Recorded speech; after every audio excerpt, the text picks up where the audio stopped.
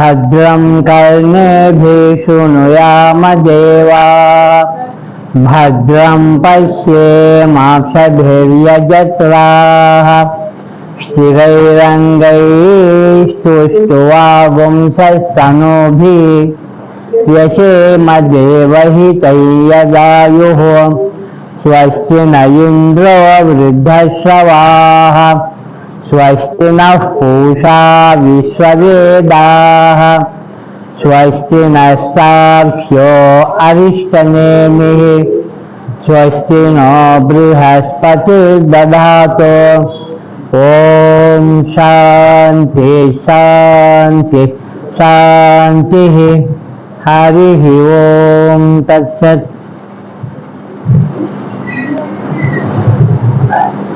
இந்த சாந்தி மந்திரம் பொருளோட நாம் சொல்ல ஆரம்பித்தோம்னா அந்த கரணங்களுக்கு ஒரு பலம் ஏற்படும். அதுக்காக தான் இதை சொல்ல வைக்கிறாங்க. பத்ரம் கல்நபி சுனியாம தேவாகான் அந்த இதுக்கு பதியாக இருக்கிறவங்க அவங்க தன்னுடைய வேலையை செய்வாங்க. நம்ம அவங்களுக்கு கொஞ்சம் புகழ்றோம், வேண்டுகோள் தர்றோம். அந்த மாதிரி சிவபெருமானை கும்பிடுறதை விட சிவபெருமான் கையில் ஆயுதங்கள் இருக்கு பாருங்க, அதை வழிபட்டு ஒவ்வொரு ஆயுதத்தையும் போய் நம்ம பிரார்த்தனை பண்ணோம்னா சிவன் கவனிக்கிறதுனால ஆயுதமே நம்ம காப்பாற்றிக்கணும். அந்த ஆயுதங்கள் அத்தனையும் சொல்லி அவர்கிட்ட பிரார்த்தனை பண்ற ஒரு சாந்தி மந்திரம் ஒன்று இருக்கு, உங்களுக்கு தெரியும். ருத்ரத்தில் ஸ்ரீ ருத்ர பிரஷ்னா அப்படின்னு இந்த சாந்தி மந்திரமே அதெல்லாம் ஆயுதங்கள்ல வேண்டுதலை கொடுக்குற மாதிரி தான். இப்போ வேதாந்த சாரம் 12வது ஸ்லோகம் உபாசனை அப்படின்னு வந்திருக்கு.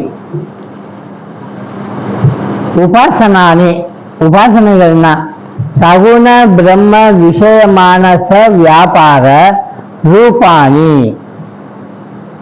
சகுண பிரம்ம விஷயமான ச வியாபார ரூபாணி எது மாதிரினா சாண்டில்ய வித்யாதேவி. இது ஒன்றும் புரிஞ்சு வந்தோம்னா நாம பிரம்மம்னா என்னன்னு புரிஞ்சு வரலாம். ரொம்ப சிம்பிளானது. எது ரொம்ப எளிமையா இருக்கோ அதை கண்டுபிடிக்கிறது தான் நம்ம ரொம்ப டஃப்பா இருக்கு. கஷ்டம் அப்படின்னு நம்ம சொல்றோம் பாருங்க, அது என்னன்னா எளிமையான பொருள் தான். 2 வார்த்தை, இப்போ இங்கே. கடவுளுக்கு அந்த 2 வார்த்தை என்னன்னா, இப்போங்கிறது தான் அவனுக்கு நேரம், இங்கேங்கிறது தான் அவனுக்கு இடம். நமக்கு அப்படி இல்லையே. இப்போங்கிறது இந்த நேரம் தான் இப்போ அப்படின்னு சொல்ல முடியுதா? முடியாது. நீங்க சொல்றார் உபாசனா அணின்னா உபாசனை பண்றது. நம்ம உபாசனை பண்றோமா? என்ன உபாசனை பண்றோம்? உபாசனைன்னா என்ன? அவர் சொல்றாரு, சகுண பிரம்மத்தை குறித்து மனதினால் செய்யப்படும் தியானங்கள் எல்லாம் உபாசனை.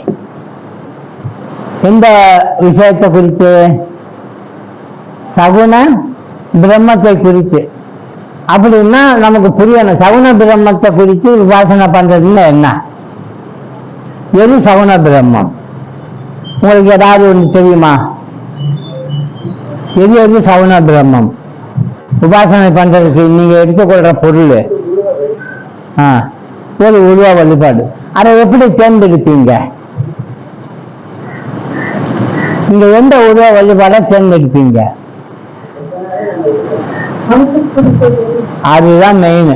அம்மா கரெக்டா சொல்றாங்க. எது நமக்கு விருப்பமா இருக்கோ அதைத்தாங்க உபாசனை பண்ண முடியும். அதே மாதிரி எளிமைப்படுத்தி சொல்ல தெரியணும்.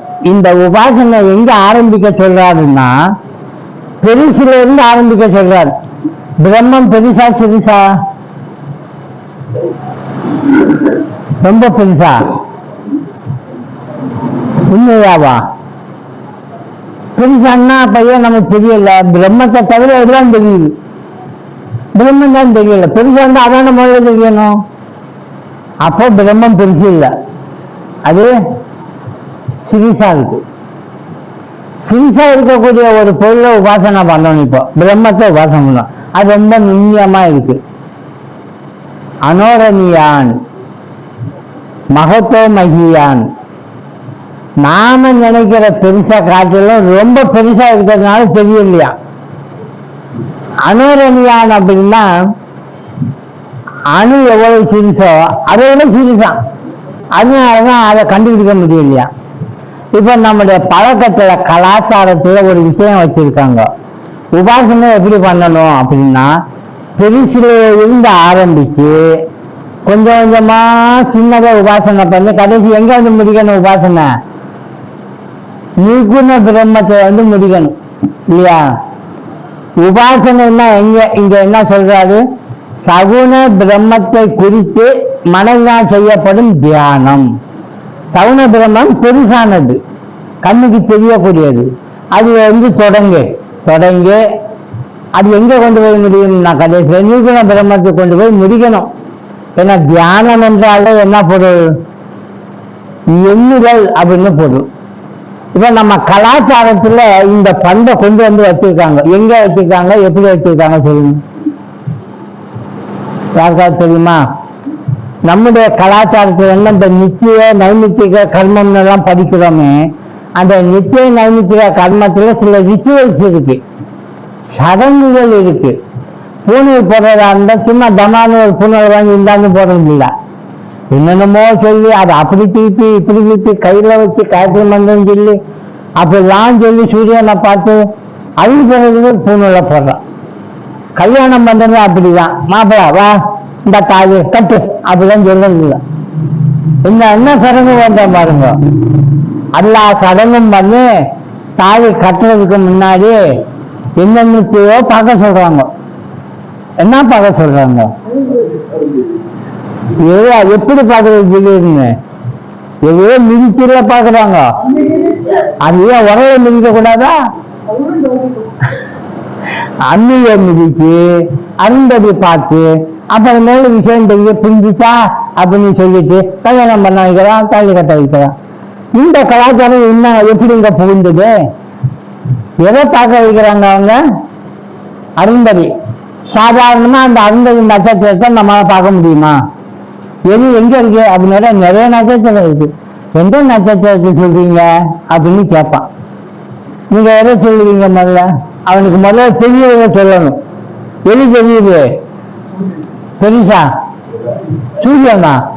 எங்க நட்சத்திரம் இருக்கிறப்ப சூரியன் எப்படிங்க வரும், பெருசா ஒரு நிலா இருக்கு, அந்த நிலா தெரியுதா, தெரியுதுங்களா. நிலா பக்கத்துல பளிச்சுன்னு நல்ல பவர்ஃபுல்லா எரியுது, 3 நட்சத்திரம் தெரியுதா, வரிசையா உட்காந்துருக்காங்க. ஆமா உட்காந்துருக்குன்னா அப்படியே கொஞ்சம் லெஃப்ட்டுக்கு போ, அங்க ஒரு 5-6 பேர் வட்டம் போட்டு உட்காந்துருக்காங்க, அப்படி சொல்லிட்டே போறா. அப்ப இவருக்கு என்ன டைவர்ட் ஆயிட்டே இருக்கு, எது வந்து எங்க போயிட்டு இருக்கு,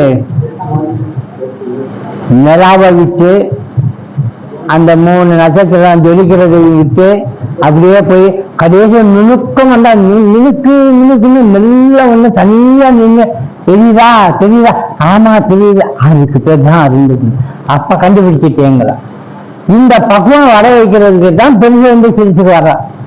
இதுதாங்க உபாசனை உபனிஷத்துல சொல்றது, உபாசனை பண்ண சொல்லுது. எப்படின்னா ஆரம்பி, முதல்ல உனக்கு எது பெருசா தெரியுதோ அதான் ஆரம்பி. பெருசா நிறைய தெரியுத எதை ஆரம்பிக்கிறது, பெருசா நிறைய தெரியுது, இன்னும் சூஸ் பண்ணணும். சார் எதை சார் சூஸ் பண்ணலாம், இப்ப உங்களையும் இதே மாதிரி இந்த உலகத்தில் இருக்கிறதெல்லாம் காட்டுறாங்க. நீங்க ஒண்ணு தியானம் பண்ணுங்க, ஒரு பெருசா ஒண்ணு எடுத்து அது தியானம் பண்ணிட்டே போனீங்கன்னா நீங்க பிரம்மனை பார்த்துடலாம் அப்படின்னு ஒருத்தர் சொல்றாரு. நீங்க எதை சூஸ் பண்ணுவீங்க, சூஸ் பண்றப்பவே உங்க மைண்ட் ஒண்ணு நினைக்கும், இது எனக்கு பிடிக்குது, இது எனக்கு விருப்பமா இருக்கு, எனக்கு இது பிடிக்கும் பிடிக்காது அப்படின்னு சொல்றீங்க. அப்போ யார் மேல நீங்க நேசிக்கிறீங்களோ, யார் மேல ரொம்ப பாசமும் அன்பும் வைக்கிறீங்களோ அந்த பொருள் தான் உங்களுக்கு தியான பொருள். கதைகள்ல இதெல்லாம் வந்துருக்கு. என்னன்னா ஆண்டவனை நாராயணனா பார்க்கணும், நாராயணனை பத்தி தீட்சை கொடுன்னு ஒருத்தர் போய் கேட்கிறார். அவரு ரொம்ப கல்வி அறிவு இல்லாதவர், பட்டதாரி அல்ல, ஏழை விவசாயி மாதிரி இருக்காரு. ஏதோ பஜனை பண்ணுவாரு, பாடுவாரு, அவ்வாறு செய்வாரு. பண்டிகை இருந்த ஒருத்தர்கிட்ட தீட்சை வாங்க போனா அவரை மதிக்காம இவனுக்கெல்லாம் போய் நாராயணனை பத்தி எடுத்துக்கிறது அது எப்படி புரியும்? அதுதான் அவர் கேட்டாரு, உனக்கு யார் மேல ரொம்ப பிரியம் அப்படின்னு கேட்டாரு. யார் மேல? ஆமா, எங்க வீட்டுல ஒரு எருமை மாடி இருக்குது, அது மேல எனக்கு ரொம்ப பாசம்னாரு. அதுதான் நாராயணன், புரியுதா? போ ஜபம் பண்ணு, தியானம் பண்ணு அப்படின்ட்டார். அவர் அப்படியே நம்பி அந்த எருமை மாட்டையே நாராயணனா நினைச்சு, உண்மையான நாராயணன் எங்க இருக்கான்னு யாருக்கும் தெரியாது. நாராயணனை எங்க வேணாலும் நீங்க வைக்கலாம்.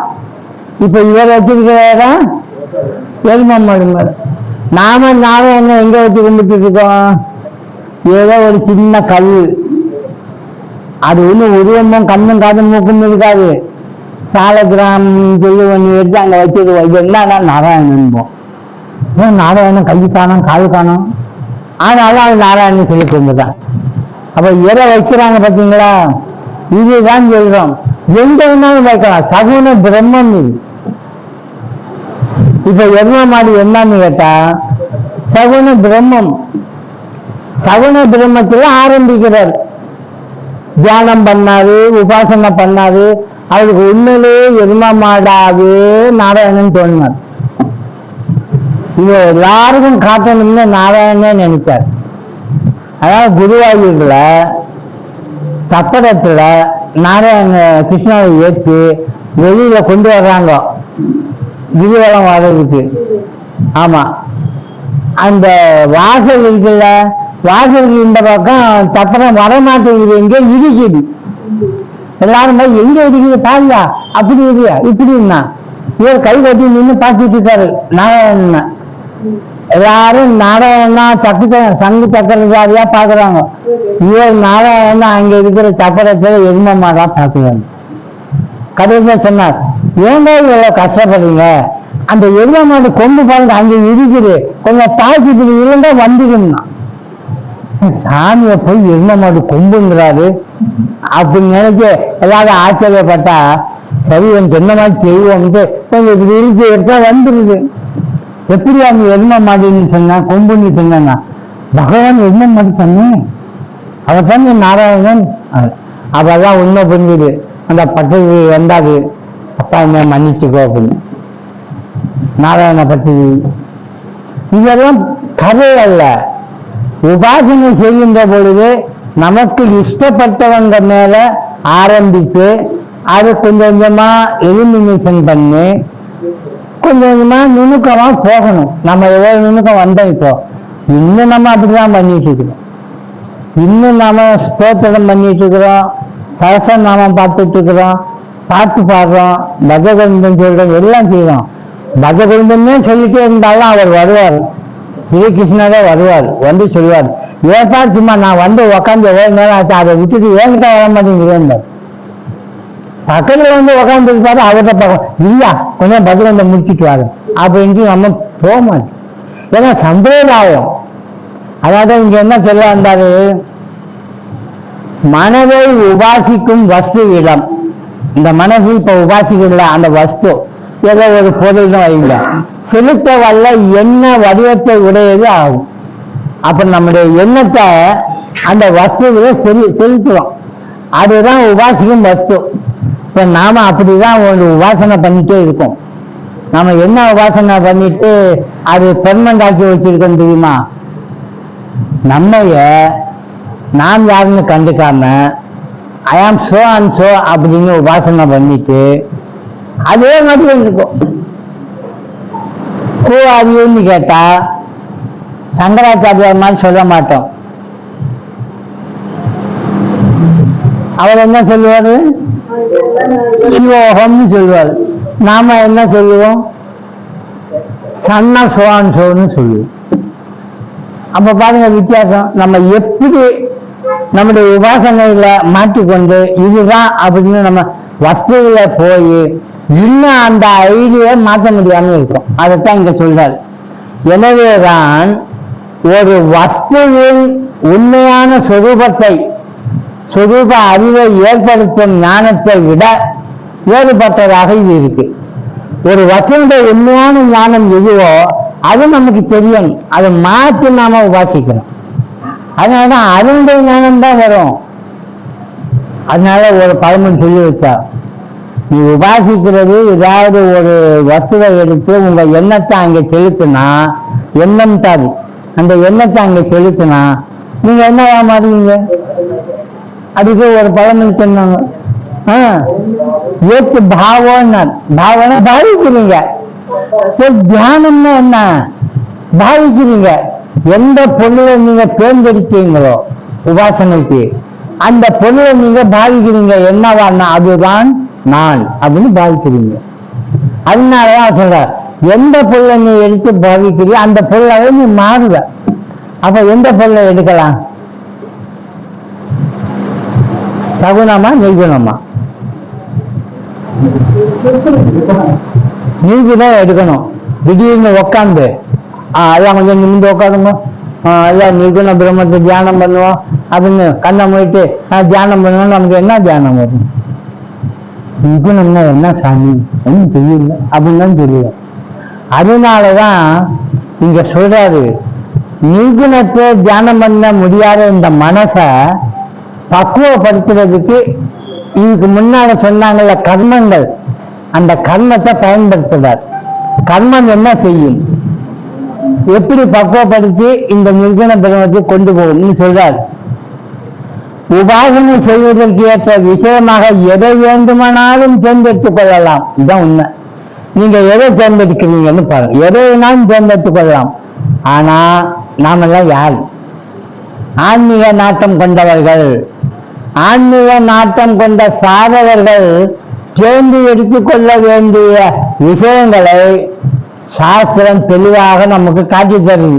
படிச்சிருக்கோம் சாஸ்திரத்துல. எதை எடுத்துக்கணும்னு சாஸ்திரம் சொல்லுது? நாம தேர்ந்தெடுக்க வேண்டியது எது?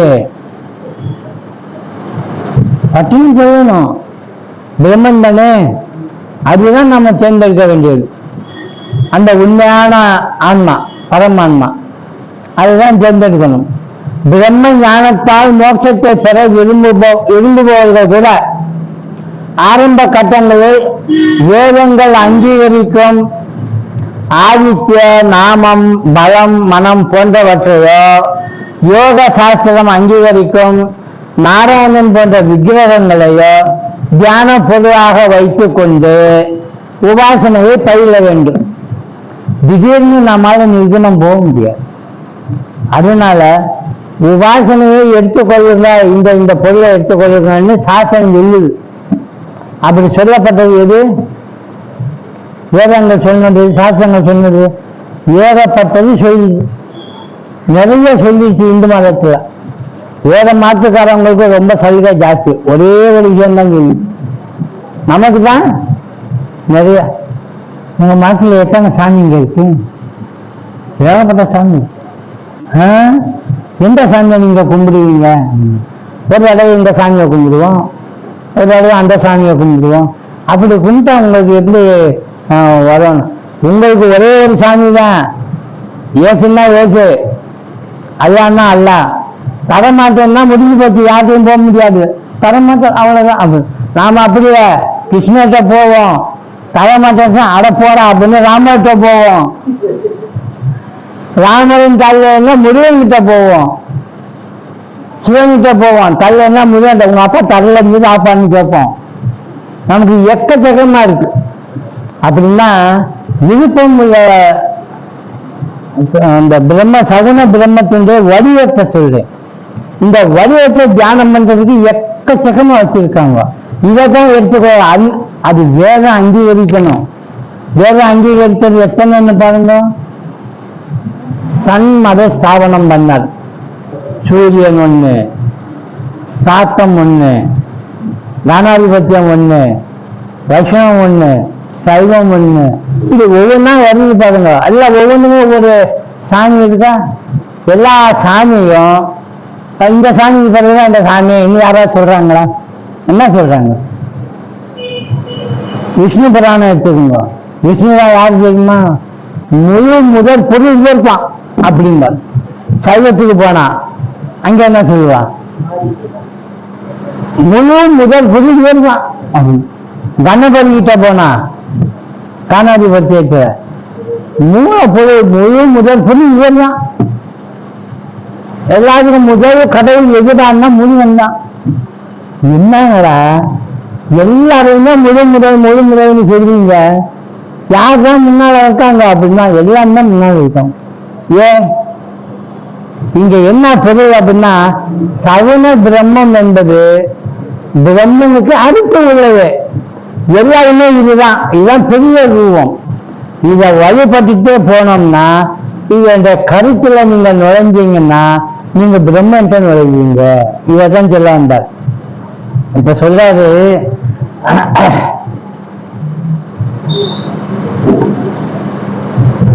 மனம் உபாசனை செய்கின்ற பொழுது மனம் தூய்மையையும் மன ஒருமுனைப்பாட்டையும் பெறும் பொழுது சகுன பிரம்மனை குறித்த விஷயத்தையே தேர்ந்து எடுத்துக்கொண்டு உபாசனையை தொடர்ந்து மேற்கொள்ளலாம்.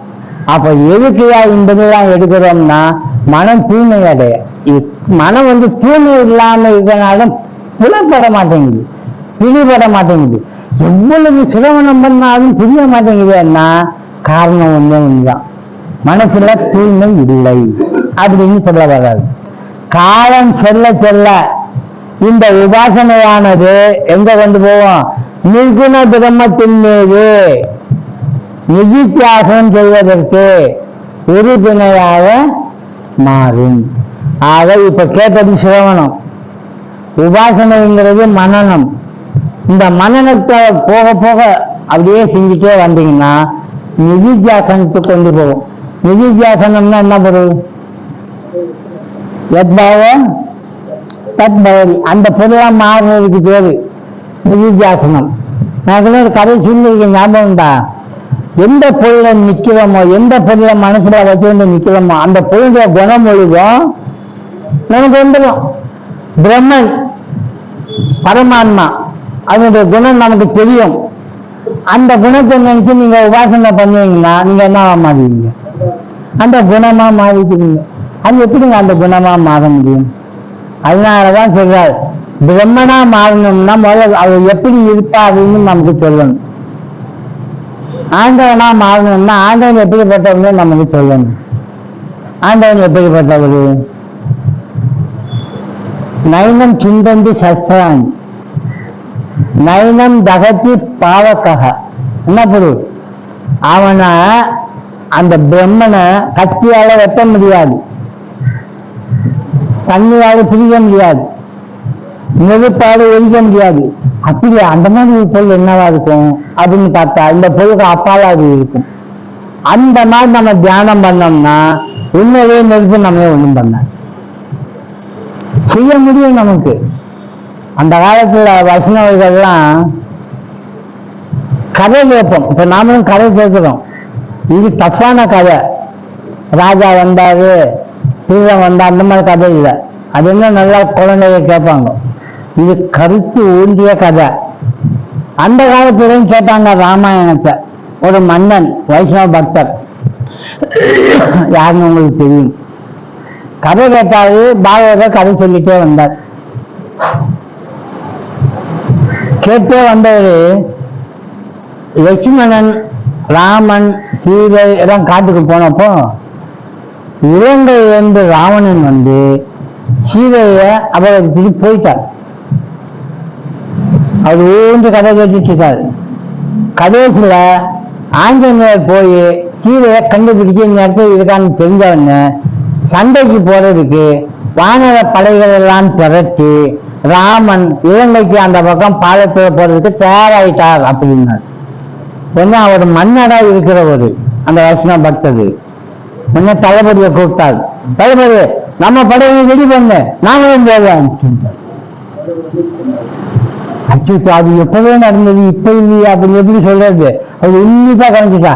ராமன் அங்க படை இல்லாம கஷ்டப்படுற நம்ம படையை திரட்டு அப்படின்னா உடனே மந்திரி வந்து பாகவதற்க ஐயா சீக்கிரம் போன் முடிஞ்சிச்சு வந்தா சொல்லி முடியும் அப்படின்னு வந்தால் போய் வென்று வெற்றியுடன் தீர்ந்து வந்து விட்டார்கள் அப்படின்னா வந்துட்டாங்களா அவன் சரி படையிடம் போச்சு அப்படின்னா ஆக மைண்டு எவ்வளவு இதுவும் இன்வால்வ் ஆகுது பார்த்தீங்களா உபாசனை முற்றி பெற்றால் இப்படி இன்வால்வ்மெண்ட் நமக்கு தெரியணும் அதுக்கு பேர் தான் தியானம் எந்த பொருளை தியானிக்கிறோமோ அந்த பொருளாக நாம மாறுறோம் ஒரு ஃபுட்பால் மேட்ச் கதை சொல்லியிருக்க ஞாபகம் இருக்கும் என்னாச்சு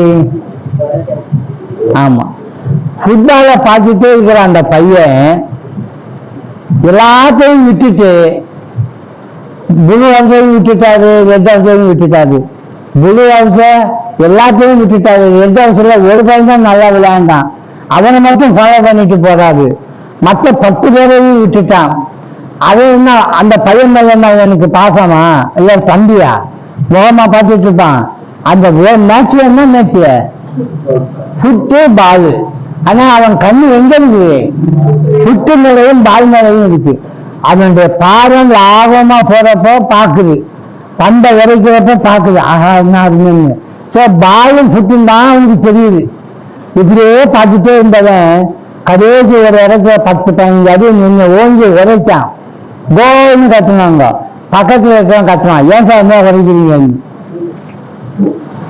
ஐயோ சாரி சார் அப்படின்னா அங்க பால அவன் உரைச்சான் ஓகே இவன் பக்கத்துல இருக்கிறவன் உரைக்கணும்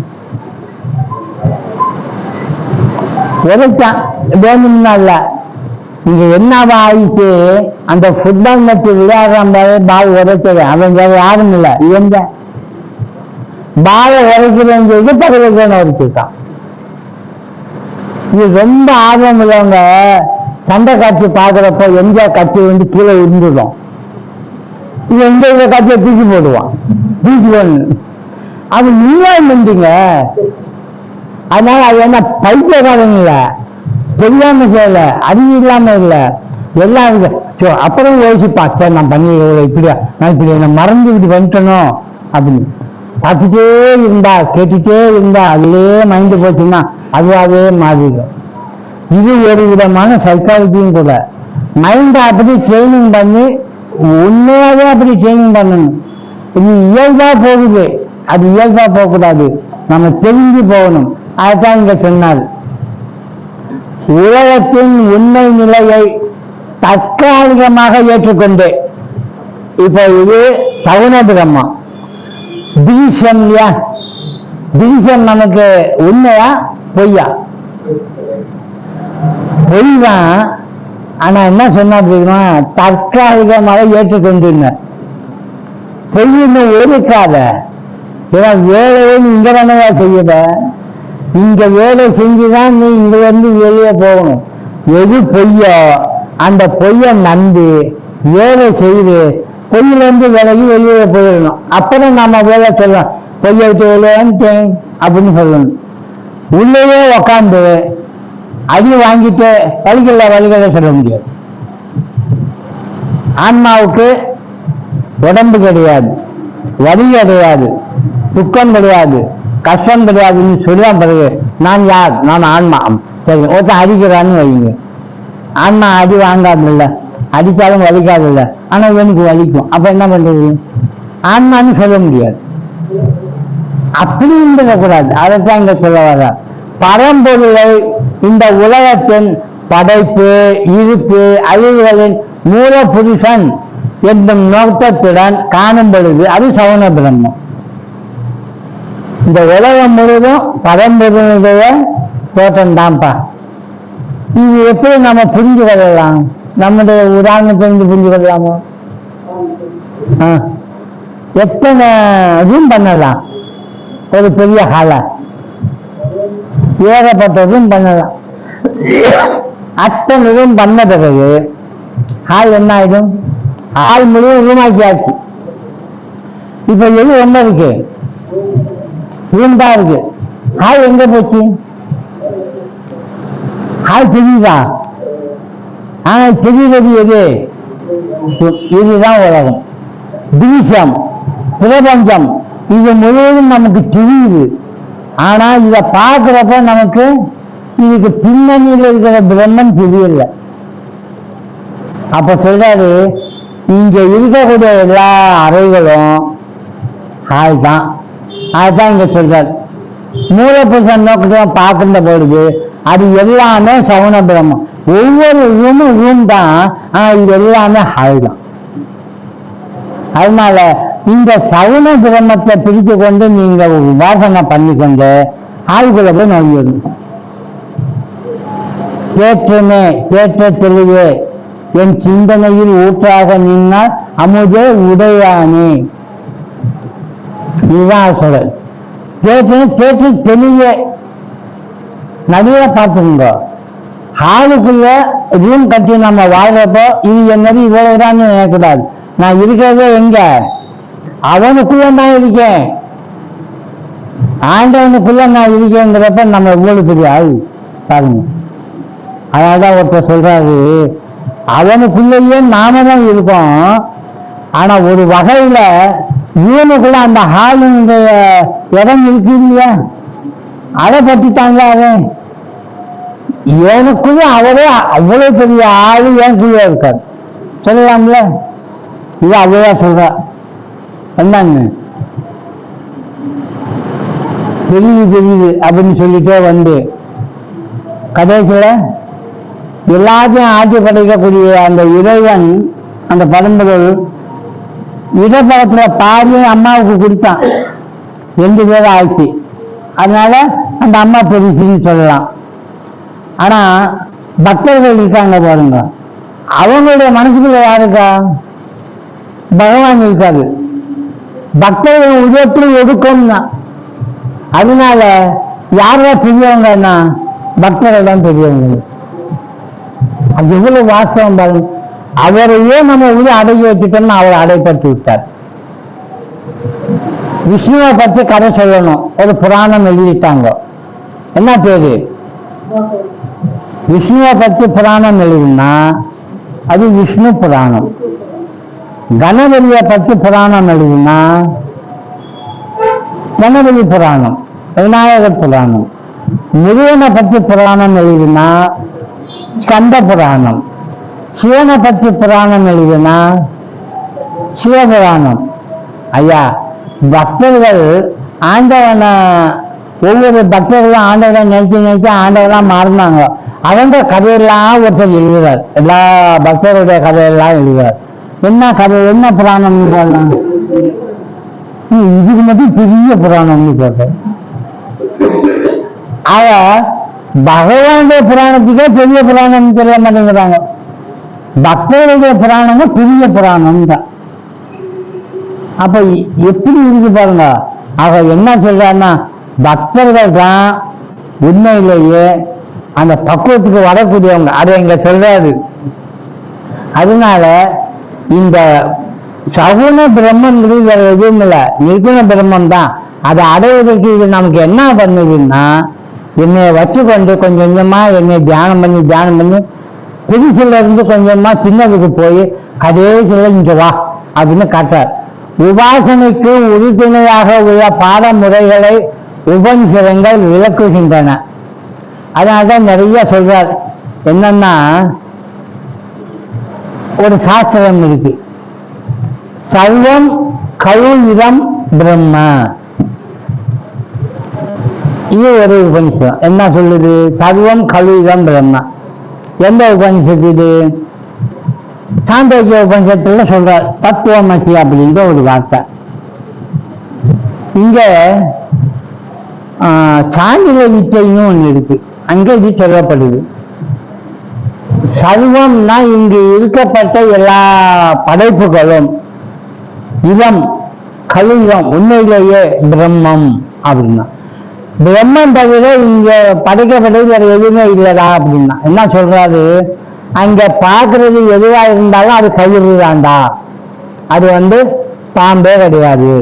பார்க்கப்பட்டது எல்லாமே கயிறு தான், பாம்பு இல்லைன்னு சொல்றாரு. ஆனா முறை என்ன சொன்னாங்க? உலகத்தை பத்தி, திரிசத்தை பத்தி என்ன சொன்னாங்க? பிரம்மம் சத்தியம், பிரம்மம் தான் உண்மை, ஜெகத்து நிச்சயம்னு சொன்னாங்க. அதாவது பாம்பு நிச்சை, கயிறு சத்தியம். இது உண்மையா பொய்யா? இது உண்மைதான். பொய் எது? பாம்பு. உண்மை எது? கயிறு. இன்னொருத்தர் சொல்றாரு, நீ கயிறை பார்த்தான்னா பாம்பை பார்த்தான்னா ரெண்டுமே பாம்பு, ரெண்டுமே பிரம்மம் தான். இப்ப என்ன சொல்றீங்க? சரிங்களா வேணாம்? அங்க ரெண்டு இருக்கா ஒண்ணு இருக்கா? அப்ப அந்த ஒண்ணு கயிறு தானே. அப்ப பார்க்கறது பாம்பா இருந்தாலும் அது கயிறு தான். அதான் சர்வம் இங்கு படைக்கப்பட்ட பொருள் எல்லாமே எந்த வகையில பார்த்தாலும் பிரம்மம் தான். சர்வம் கயிறும் பிரம்ம, சர்வம் பிரம்மமயம்னு ஒருத்தர் பாடுறார், சதாசிவ பிரம்மேந்திரார். சர்வம் பிரம்மமயம். அவர் எப்படி பாதிப்பான்னு பாருங்க. பார்க்கிற இடமெல்லாம் அவருக்கு பிரம்மமாவே தெரியும். அப்படி தெரிஞ்சா அவரால் வேற்றுமையே காண முடியாது. வேற்றுமை இல்லாத ஒரு பிரம்மம் அப்படிப்பட்டதுதான், வேற்றுமையை காணக்கூடாது. அதைத்தான் இங்க சொன்னார். இப்போ இந்த ஹால்ல இருந்து ஒரு ஆன்மான்னு சொல்லி நம்ம எப்படி ரூம சொல்றோமோ அதை பத்தி சொல்றார். அடுத்து வரும் அத்தியாயங்களில் உபனிஷதம் என்ன சொல்லுதுன்னா, இந்த சகுன பிரம்ம உபாசனைக்கு உறுதுணையாக உள்ள பல இயல்புகளை விவரித்து அந்த பிரம்மனே நம் உள்ளே வீட்டுள்ள ஆத்மா, அந்த பிரம்மன் தான் நமக்குள்ள இருக்கிறதுன்னா இந்த ரூமுக்குள்ள இருக்கிறது. அது அணுவை காட்டிலும் நுண்ணியதானவும் மிக பெரியதை விட பெரியதும். இத்தகைய சிரத்தை இருப்பவன் மரணத்திற்கு பிறகு அதையே அடைகிறான். இந்த சிரத்தை இருந்தா, அதாவது இதை கண்டுபிடிச்சிட்டான்னா, பிரம்மங்கிறது வேற ஒண்ணும் இல்லை, எனக்குள்ள சின்னதாக இருக்கிற ஆன்மா அதுதான் பிரம்மம். அது என்ன? ஜீவ ஐக்கியம் பிரம்மம். ஜீவனும் பிரம்மமும் ஒண்ணுதான் கண்டுபிடிச்சது. இப்போ அடுத்த சாப்டர்ல என்ன சொல்றாரு? நிறைய இருக்குது. ஏதேஷாம் இவர்கள நித்யாதீனாம் புத்தி சுத்தியே பரம் பிரயோஜனம். இதுதாங்க உண்மையா நம்ம பார்க்க வேண்டியது. எது ஏன் செய்யறோம் அப்படின்னு பார்க்கணும். உபாசனானாம் து சித்த ஏகாக்கிரயம் தன்னேரம் ஆத்மானம் வேதானு வசனேன பிராமணா விவிதி சந்தி யஜ்ஞேன இத்தியாதி ஸ்ருதே தபசா கல்மசம் ஹந்தி இத்தியாதி ஸ்மிருதே. சுருச்சியிலையும் ஸ்மிருதியிலையும் என்ன சொல்றாங்கன்னா, நாள்தோறும் செய்யத்தக்க கர்மங்களுக்கு மனதை தூய்மைப்படுத்துதல் என்பதுதான் முக்கியமான பயன். இப்ப யோசனை பண்ணுங்க, நம்ம எதுக்கு இத்தனை கர்மங்கள் செய்யறோம்? வேலை செய்யறோம். வேலை செய்யாம ஒருத்தன் இருந்தான்னா அவனுக்கு மனசு பரிசுத்தமாகும். வேலை செஞ்சான்னா மனசு பரிசுத்தமாகும். அதனால வேலை எதுக்காக விடப்பட்டிருக்குன்னா மனம் தூய்மை அடைய. இதுதான் பிரயோஜனம், அல்டிமேட். இது தவிர வேற ஒண்ணும் இல்லை. நீங்க சந்தோஷத்துக்காக சுகத்துக்காக வேலை செஞ்சு அனுபவிச்சீங்கன்னா அது ஓரளவு ஓகே. ஒரு வேலை செஞ்சீங்க, உங்களுக்கு ஒரு பாராட்டு கிடைக்குது, ஒரு பரிசும் கிடைக்குது, வீட்டுக்கு கொண்டு வந்து ஷோரூம்ல வச்சிருக்கீங்க, அதை பற்றி நினைச்சு சந்தோஷப்பட்டுட்டே இருப்பீங்க. இது அல்ல பிரயோஜனம். அந்த வேலையில இருந்து நீங்க இந்த பரிசை எப்படி வாங்கினீங்க? நேர்மையா வாங்கினீங்களா, காசு கொடுத்து வாங்கினீங்க? இதுதான் அந்த பயன். ஆக கர்மம் செய்வதனால என்ன வருதுன்னு கேட்டா தர்மம் தெரியுது. அது இங்க சொல்லப்படாது. பரம பிரயோஜனம் எதுன்னா, கர்மங்களுக்கு பரம பிரயோஜனம் ஒன்னே ஒண்ணுதான். அது என்னன்னா மனசு தூய்மை. உபாசனைக்கு மனதின் ஒருமுனைப்பாடுதான் பயன். இப்போ உபாசனை பண்ணி ஏன் சொல்றோம்? கர்மத்தை விட்டு தியானம் பண்ணு. வேலை செய்யறதை விட்டு இடத்துல உட்காந்து தியானம் பண்றது. எதுக்காக தியானம் பண்றது? இதே மனசு கொஞ்சம் சுத்தமான பிறகு தியானம் பண்ணோம்னா அந்த மனசு என்ன ஆகுது தெரியுமா? இப்போ இன்வால்மெண்ட் ஆகுது. எந்த பொருளை நினைச்சு தியானம் என்றாலும் என்ன, ஒரு பொருளை ரொம்ப நேரமா நம்ம கிட்ட நிறுத்தி வைக்கிறது முடியுமா? எந்த ஒரு பொருளும் நீங்க நினைச்சீங்கன்னா அந்த எண்ணத்தை, அந்த பொருளை, அந்த வடிவத்தை உங்ககிட்ட ரொம்ப நேரம் வச்சுக்கணும். மாறி வேற எது பார்த்துடக்கூடாது. அப்படி பார்க்க விடாம நீங்க செய்வதுதான் மன ஒருமுகப்பாடு. அதுக்கு ஆங்கிலத்தில் என்ன சொல்றாங்க? படிப்பும் கூட இது இருந்தாதான் வரும். கான்சென்ட்ரேஷன், ஒருமுகப்பட்ட மனது. ஒருமுகப்பட்ட மனதுக்கு பவர் ஜாஸ்தி. சின்ன பிள்ளைகள எங்க வாத்தியார் சொல்லுவார், மனசு ஒருமுகமான பலம் ஜாஸ்தி தான். எப்படி சார் அப்படின்னு அவர் ஒரு விஷயம் சொல்லி கொடுத்தார். சரி, நான் வீட்டுக்கு வந்து அதையே செஞ்சு பார்த்தேன். ஆச்சரியமா இருந்தது. என்ன தெரியுமா, வெயில் நேரம் படுவது நமக்கு தாங்க முடியல. ஒரு பேப்பரை வச்சு அந்த வெயில் அந்த பேப்பர்ல பட வைக்கிறதுக்கு ஒரு லென்ஸ் எடுத்தேன். லென்ஸ் எடுக்கிறப்ப தூரமா பிடிச்சோம்னா அகலமா விழுகுது. கொஞ்சம் கொஞ்சமா அந்த ரேஸ் எல்லாம் கூறாகுது. கூறாகி கடையில் ஒரு தூய மாதிரி அதுல வந்தவங்க பேப்பர் தூப்பட்டியே இல்லை, பேப்பர் எரிஞ்சிருச்சு. எதை வச்சு? சூரியனை வச்சு. அப்பதான் புரியுது சூரியன் வெளிச்சம், அதனுடைய சூரிய ஒளி நம்மளை ஏன் எரிக்குது அப்படின்னு. அப்போ ஜாஸ்தி அது ஒருமைப்படுத்தி நம்ம மேல விழுந்தா அது எரியுது. அதான் நமக்கு கஷ்டமா இருக்கு.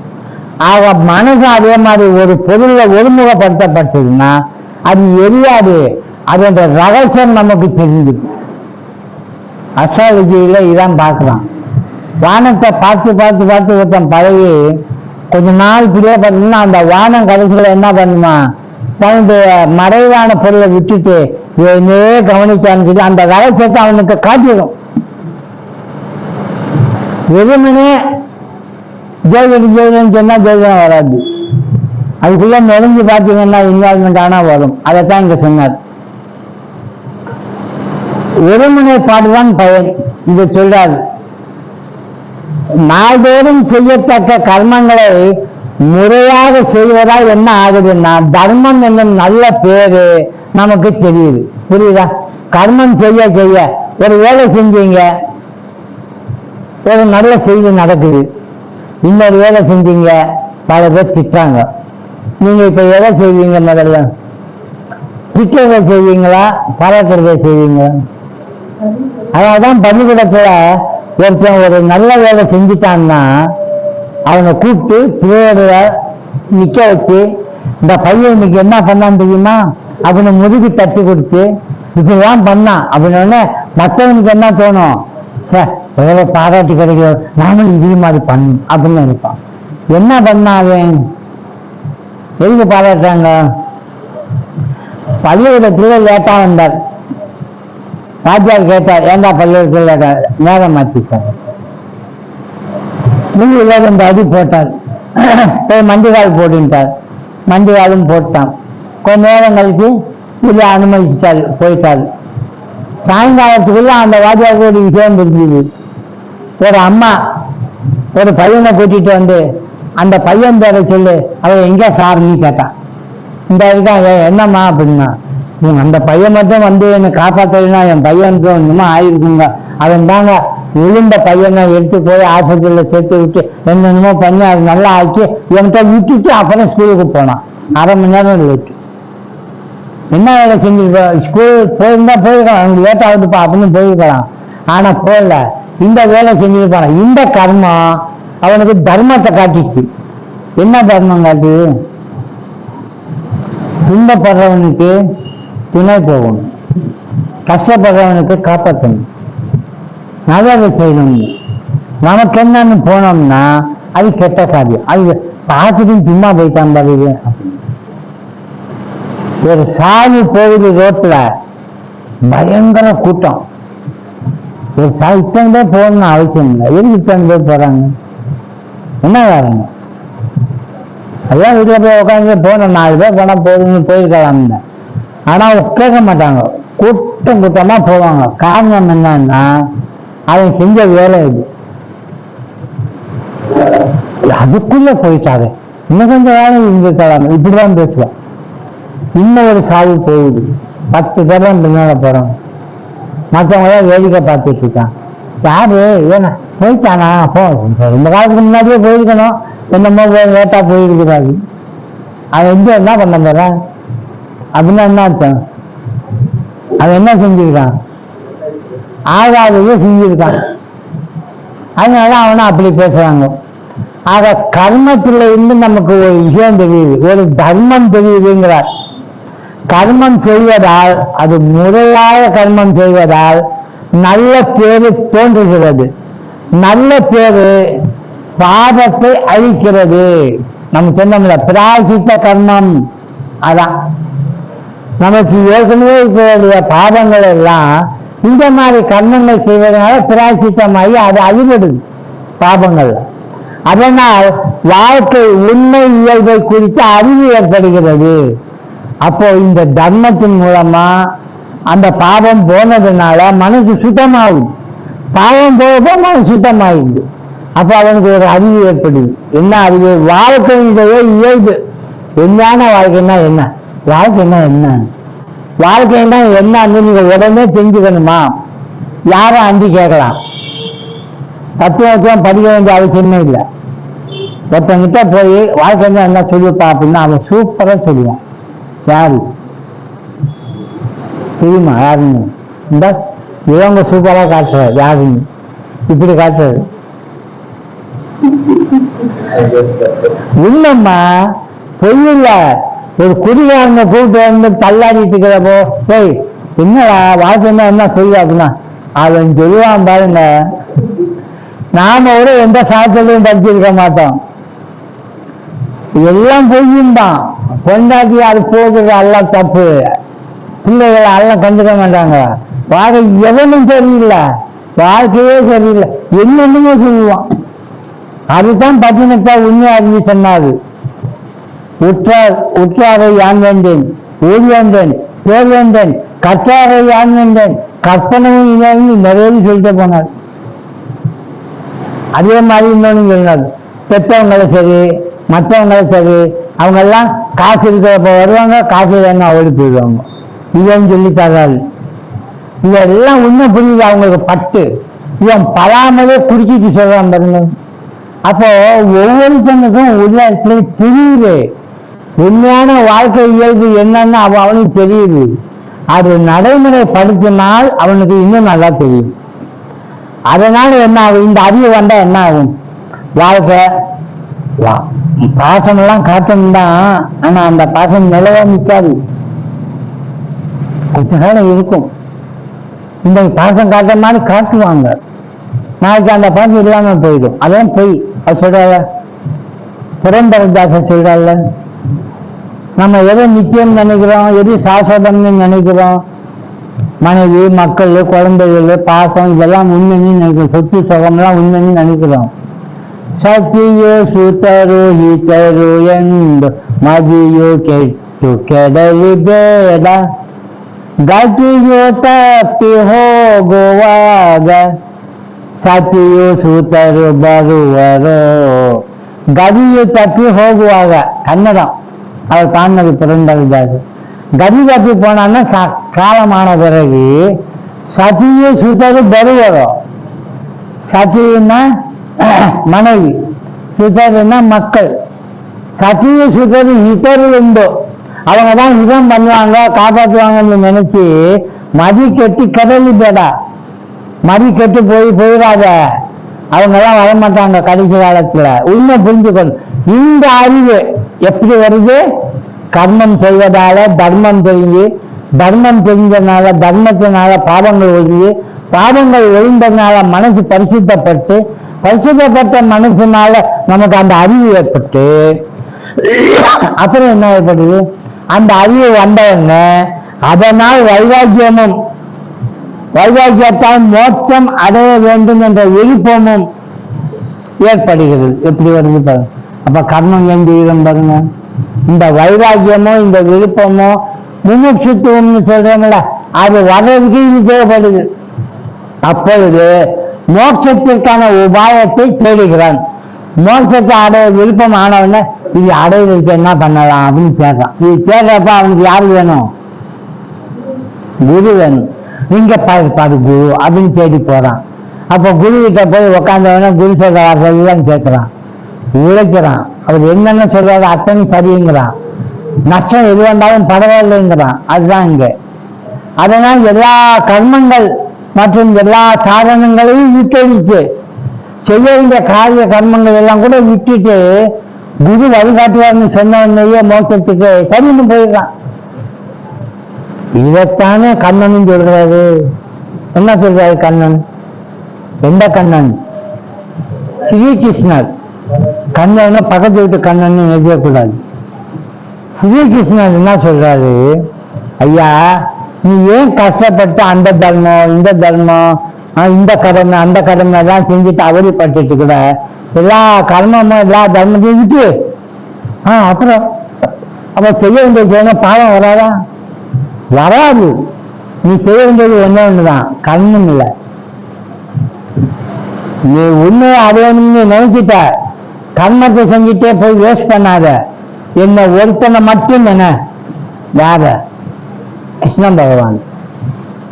உனக்கு நான் எல்லா பாவம் வந்துட்டா பாவம் எல்லாம் தொலைச்சு கொடுத்து நீ என்ன விரும்புற? மோட்சம். அந்த மோட்சத்துக்கு கொண்டு போறேன். அப்ப நான் என்ன செய்யணும்? என்ன சொல்லுவோம்? செய்ய வேண்டிய தர்மத்தை இங்க செய்ய சொல்றார். கர்மம் செஞ்சு தர்மத்தை நிலைநாட்டு சொல்றார். கடமைன்னு சொல்றார். நித்திய கர்மம் என்றால் நைமித்திக கர்மம் என்றால் நீ செஞ்ச பாவங்களுக்கு பிராயசித்த கர்மம்னு சொல்றார். பாருங்க, இத்தனை கர்மம் செய்யாம நான் ஒன்னையே நினைச்சிட்டு இருந்தா பாவம் வராதா அப்படின்னு கேட்ட அது ஒரே ஒரு வார்த்தையில் சொல்லிட்டார். சர்வ தர்மான் பரித்யஜ்ய மாம் ஏகம் சரணம் விரஜ. நான் என்ன பண்ணுவேன்? அகம் துவா ஒன்ன சர்வ பாபேபியோ, எல்லா பாவங்கள்ல இருந்தும் மோட்ச இஸ்லாமிய மாசித்தாக மோட்சத்திற்கு வழிகாட்டி அங்க கூட்டி போயிடுவேன். உனக்கு அதானே வேணும். பாவம் வந்து நீதானே பயப்படுற. நான் அதெல்லாம் காப்பாற்றி மோட்சத்துக்கு கொண்டு போய் நீ செய்ய வேண்டியது ஒண்ணு ஒண்ணு. என்னது?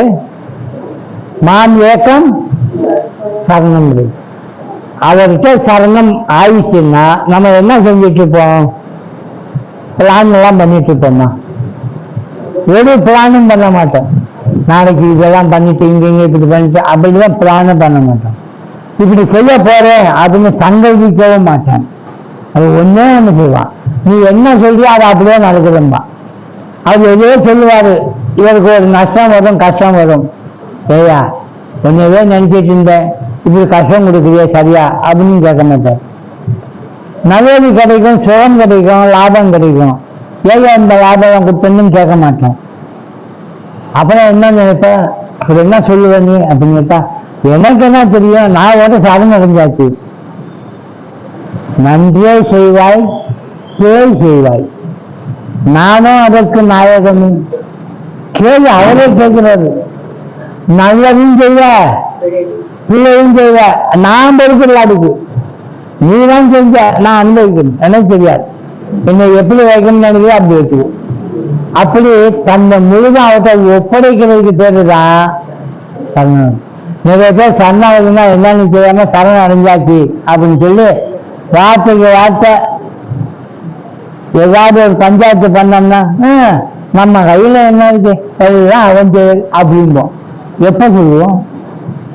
நம்ம முயற்சியெல்லாம் தோற்று போன பிறகு அதெல்லாம் அவன் செயல்.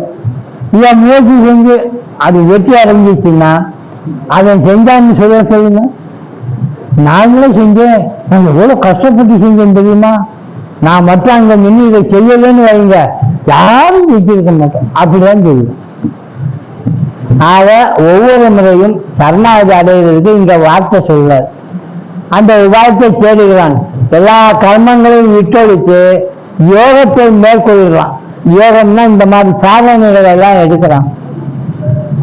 மனம் உட்புறமாக தூங்குகிறது. அவனுக்கு தான் மனசு என்ன ஆகுது? வெளி விஷயங்கள்ல நாட்டம் போவார். வெளி விஷயங்கள்ல நாட்டம் போவாருன்னா எங்க போவாருன்னு அர்த்தம்? விஷயத்துக்குள்ள என்னென்ன சுகங்கள் இருக்கு, என்னென்ன லாபம் இருக்கு, என்னென்ன சந்தோஷம் இருக்கு, எது கிடைச்சா உனக்கு பாராட்டு கிடைக்கும், பதவி கிடைக்கும், எல்லாரும் கௌரவிப்பாங்க. அதுக்கு ஆசைப்பட்டு ஐயா இந்த 4 பேர் தூக்கி பேசுறாங்கன்னு அந்த வேலையை செய்ய இப்படி எல்லாம் மைண்டு போகாது. ஆனா இயல்பாகவே நம்முடைய புலன்கள் உள்ள போகாது. எங்க போகும்? வெளியே தான் போகும். இந்த மாதிரிலாம் ஆன பிறகுதான் இவனா இந்த புலன்கள் வெளியே போனாலும் போங்கடா எனக்கு தெரியாது அப்படின்னு உள்ள போவான். உள்ள வரலையா இல்லையா அப்படின்னு கேட்டு உள்ள கொண்டு போவான். பராஞ்சி காணி ஸ்வயம்பூ தஸ்மாத் பரான் பஷ்யத்தி நான் அந்தராத்மன் கட்டோபனிஷத்தை பராஞ்சி காணி ஸ்வயம்பூ. ஸ்வயம்பூன்னா இயல்பாகவே புலன்கள் வெளிநோக்க உடையன, உள்ள போவாது. அதனாலதான் நிர்வாண சட்டத்துல மனம் புத்தி சித்தம் அகங்காரம் எல்லாம் வெளியில போறாட்டும் உள்ள போகணும் சொல்ற. இது வெளியே போகக்கூடிய இயல்பு உடையது, அதை நம்பாதுங்க. தஸ்மாத் பரான் பசி, அதனால அது வெளியே போற நான் அந்தராத்மன் உள்ள அதை பார்க்க மாட்டேங்குது. அதனால நம்ம உள்ள போகணும்னா எதை விடணும்? சொன்னால அவன் மனம் உட்புறமாக திரும்புகிறது. உட்புறமா திரும்புது. நான் எதை விட்டுருக்கான்? வெளியில போகக்கூடிய 5 புலன்களையும் விட்டுட்டான். அப்படின்னா கண்ணால வெளியில போகக்கூடியது எதுவாக அவன் அசட்டை பண்ணிடுவான், அலட்சிய பண்ணிடுவான். பார்க்க முடியும். காதால இல்லாத பொருளாடி கேட்டான்னா அதை கண்டுக்க அதை போய் அப்படின்னு விட்டுருவான். அதே மாதிரி வெளி உணர்வுகள் எல்லாத்தையுமே வேண்டாம்னு பேச்சும் அப்படிதான் குறைஞ்சிடும். நாக்கு 2 வேலை செய்யும். என்னென்ன வேலை செய்யும்? புலனாகவும் இருக்கு, பொறியாகவும் இருக்கு. பொறியாக இருக்கின்ற பொழுது பேசுது, புலனாக இருக்கின்ற பொழுது ருசிக்குது. 2 வேலை செய்யுது. வருஷம் தொடு உணர்ச்சியில ஒரு சுகம் இருக்கு. அந்த சுகத்தையும் விரும்ப மாட்டான். புலன்கள்ல இது பெரிய புலன். எல்லா ஜீவராசிகளும் இந்த புலன்களுக்கு அடிமை. ஒரு பசு மாடு பக்கத்துல இப்படி முட்டை வருது. எப்படியாவது நீங்க மெல்ல போய் காடு லேசா தடவிடுங்க, எப்படி லேசா இருக்கு பண்ணிடுங்க, அது பேசாமி தடவை பேசாமி அதிகமா இவன் என்னமோ நமக்கு நல்லது பண்றான். அந்த சுகத்துக்காக இவனை விட்டுடுது, முட்டது இல்லை. இப்படிதான் எல்லாமே. அதை தான் இங்க சொல்ல வந்தார். மனம் உட்புறமாக திரும்புகிறது. தத்துவமசி போன்ற வேதாந்த வாக்கியங்களை குறித்து ஞானம் ஏற்படுகிறது.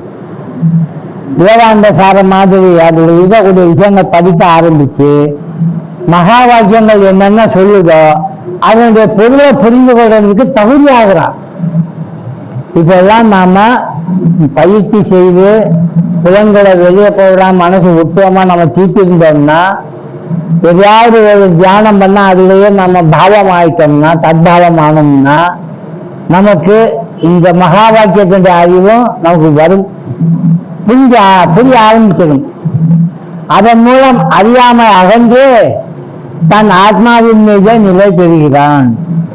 இது ரூமா இருந்தாலும் லிமிட்டடா இருந்தாலும் நான் லிமிட்டட் அல்ல, ஐ ஆம் ஆல் பெர்வேடிங், எல்லாம் எனக்கு தெரியும், பெரிய அந்த ஆள்தான் நானா இருக்கேன், என்னமோ இப்ப கட்டுப்பட்ட மாதிரி இருக்கு, எனக்கும் அதுக்கும் சம்பந்தம் இல்லை, திரிசத்துக்கும் எனக்கும் சம்பந்தம் இல்லை. ஆனா என்கிட்ட திரிசம் உக்காந்து இருக்கு, ஆன்மாவோட திரிசம் உக்காந்துருக்கா? புலன்கள் மனசு புத்தி அகங்காரம் எல்லாம் வச்சுக்கொண்டு ஐயாம் சுவான் சோன்னு சொல்லிக்கொண்டு அதுல இருந்து வரக்கூடிய லாப நஷ்டங்களை ஏற்றுக்கொண்டு நம்ம ஒரு ஆகிட்டு இருக்கிறோம். அதனாலதான் நாம வெளிவர முடியல. என்னன்னா விட்டு பாருங்க, சாதனா பஞ்சகத்துல நாம படிச்சதுல ஒரு அருமையான ஒரு நாவல் என்ன அப்படின்னா, என்னைக்கு நீ மான அவமானத்தை விதியோ, ஒருத்தன் திட்டான், ஒருத்தன் என்னமோ சொல்லிட்டான், என்னை இழந்து பேசிட்டான், எல்லாருக்கும் முன்னாலே சொல்லிட்டான், என் மானம் போயிடுச்சு அவமானம் ஆயிடுச்சு அப்படின்னு சொல்லி வேதனை படுறியோ, அப்போ நீ என்ன ஆகல, இந்த பக்கம் வரல, நீ இன்னும் ஐடி பண்றது இல்ல, தப்பு. இன்னும் நீ யாருன்னு கண்டுபிடிக்கல. அதனாலதான் இங்க ரமண மகர்ஷி என்ன பண்றாரு, விஷயத்துல இந்த பெரிய பொருளை தியானம் பண்ணிட்டு உள்ள போய் சின்ன பொருளை தியானம் பண்ணுன்னு சொல்றோம்ல, அவர் எடுத்த எடுப்புலயே என்ன பண்ணுவார் தெரியுமா, சின்ன பொருளை போய் தியானம் பண்ண வைப்பார். என்னது பெரிய பொருள் சாமி, நான் இந்த இடத்துல இருந்து ரொம்ப தூரத்துல இருந்து வந்திருக்கேன், எங்க அம்மா அப்பா இப்படி பட்டவங்க, நான் ஒரு பெரிய IAS அதிகாரி, நான் நிம்மதி இல்லாம இருக்கேன், என் நிம்மதி இருக்கிறது ஏதாவது ஒன்று சொல்லுங்க. அப்படியா, நாராயண பூஜை பண்ணு, முருகனை பூஜை பண்ணு, வழிபடிப்புதான் சொல்லல. என்ன அது நிம்மதி இல்லாம இருக்கு. உடனே அவரு நிம்மதிய பொருள் எதுவோ அதை தியானம் பண்றதுக்கு வழி சொல்றாரு. என்னன்னு சொல்லுவாரு, எப்படி வழி சொல்லுவாரு, எனக்கு நிம்மதியே இல்லை, அதுக்கு வழி சொல்லுங்க. யாருக்கு நிம்மதி இல்லை யோசனை பண்ணி பாரு, நீ யாருக்கு நிம்மதி இல்லைன்னு சொல்ற அப்படின்பா.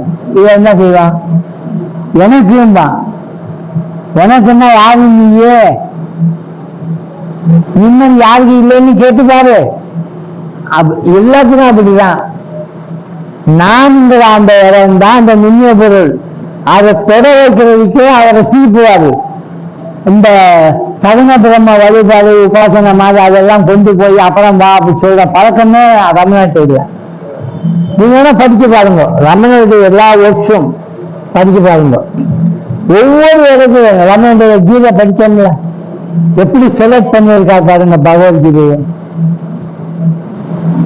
ஒண்ணு சேத்திரம், இன்னொரு சேத்திரஞ்சன், இது சரீரம், இன்னொரு சரீரத்துக்கு உள்ள இருக்கிறதே அது பெரிய சரீரம், பெரிய சரீரத்துக்குள்ள இருக்கிறது சகுன பிரம்மம்.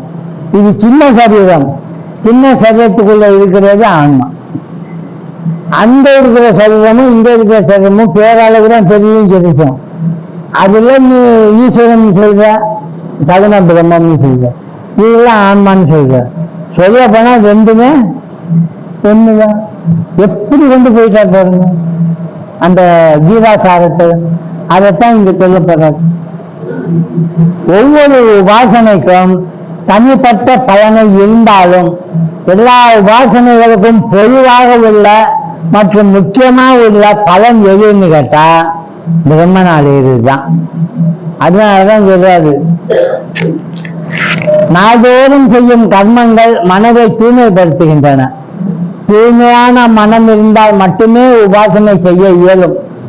உபாசனையை மேற்கொள்வதால் காலப்போக்கில் மன ஒருமைப்பாடு ஏற்படும். மகா வாக்கியங்களின் பொருளை கிரகித்துக் கொள்ளும் திறமை ஏற்படும். ஆக வரிசையா காட்டாது என்ன, கர்மங்கள் மூலம் மன தூய்மை, மன தூய்மை மூலம் உபாசனை, உபாசனையின் மூலம் மன ஒருமைப்பாடு, மன ஒருமைப்பாடு மூலம் வாக்கியங்களின் அர்த்தம் நல்லா புரியும், உயிரர்த்தம். அந்த உயிரர்த்தம் ஏற்பட்டா நமக்கு ஒரு அறிவு ஏற்படும். அதனால கர்மம் எவ்வளவுதான் வேலை செய்யுது, உபாசனை எவ்வளவுதான் வேலை செய்யுதுன்னு சொல்றாரு. இத வேத வாக்கியத்துல என்ன சொல்றாருன்னா அடுத்த பாடம் பார்ப்போம். இன்னும் கொஞ்சம் தான் இருக்கு. அதுக்கு பிறகு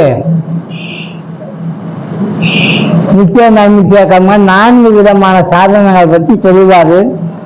அதுக்கு பிறகுதான் நம்ம சாதனத்துக்கு உரியவர்களா மாறி அந்த அதிகாரத்துவம் வந்து நம்ம உண்மையை புரிஞ்சு கொள்ள பார்ப்போம். இப்போ இது LKG UKG பாடம் மாட்டுது. ஸ்லோகம் சொல்லுங்க. ஓம் भद्रं कर्णेभिः शृणुयाम देवाः भद्रं पश्येमाक्षभिर्यजत्राः स्थिरैरङ्गैस्तुष्ट्वागुंसस्तनूभिः यशेम देवहितं यदायुः स्वस्ति न इन्द्रो वृद्धस्रवाः स्वस्ति नः पूषा विश्ववेदाः स्वस्ति नस्तार्क्ष्यो अरिष्टनेमिः स्वस्ति नो बृहस्पतिर्ददातु। ओम शांति शांति शांति। हरि ओम तत्सत्।